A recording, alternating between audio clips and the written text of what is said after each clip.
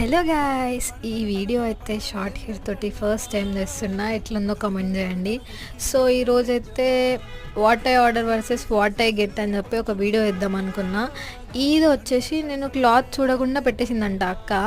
So బాగానే ఉంది, పర్లేదు. అండర్ బడ్జెట్లోనే అన్నీ మంచిగా వచ్చేసినాయి. నాకైతే చాలా నచ్చినాయి.